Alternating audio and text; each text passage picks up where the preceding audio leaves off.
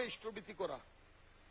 আমরা কতজন বুকে হাত দিয়ে বলতে পারবো আজকে সকালে যে আমি ইষ্টবৃত্তি করেছি আমার ঠাকুরিটা গ্রহণ করেছেন? কতজন বলতে পারবো এখানে? ঠাকুর বলছেন ইষ্টবৃত্তি ইষ্টকেই দিস, করিস না তাই বঞ্চনা, অন্যকে তা দিলেই জানিস আসবে বিপাক গঞ্জনা।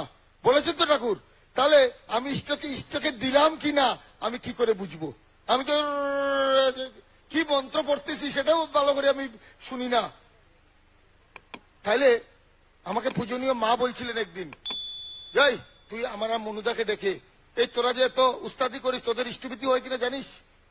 আমি তো বললাম পেশাদে, মার সঙ্গে কথা, তোর কত করতে পারি না আগে জানি না, যে বলে একটা 10 টাকার নোট হাতে ধরিয়ে দিলেন আমাকে, মায়ের ঘরেই, দেওয়া ঘরে, বলে এই টাকাটা ধর, কর, চোখ বন্ধ করে ইষ্টবৃত্তি কর। ঠাকুরকে দেখছিস? বলে আগে না। দাদাকে দেখছিস? আগে না। বাবাইকে দেখছিস? আগে না। অবিনকে দেখছিস না? কাউকে দেখছিস না। তাহলে ইষ্টবৃত্তি কাকে দিচ্ছিস? খাইলাম পাম, কইলেন ব এখানে ভালো করে যতক্ষণ পর্যন্ত ঠাকুর মাথার মধ্যে আইতে না ততক্ষণ মধ্যে নিবেদন করিস না ইষ্টবৃত্তি। ও বুঝলাম ইষ্টবৃত্তি ইষ্টকে দিস, করিস না তাই বঞ্চনা, অন্যকে তা দিলেই জানিস আসবে বিপাক গঞ্জনা।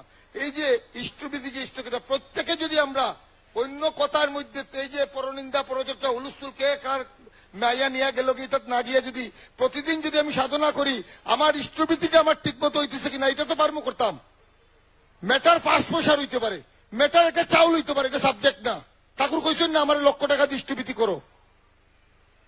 ঠাকুর কি বলছেন ইষ্টবৃত্তির ধান্দা যদি মাথায় মজুদ রইল না, 1 লক্ষ টাকা করলেও দান ধর্ম তোরে বইল না। তা আমার ইষ্টবৃত্তির ধান্দাটা কি মাথায় মজুদ আছে? প্রতিদিন কি ভাবি আজকে সকালে তো ইষ্টবৃত্তি ঠিক মতো হয়েছে না ভাই, আগামীকাল সকালে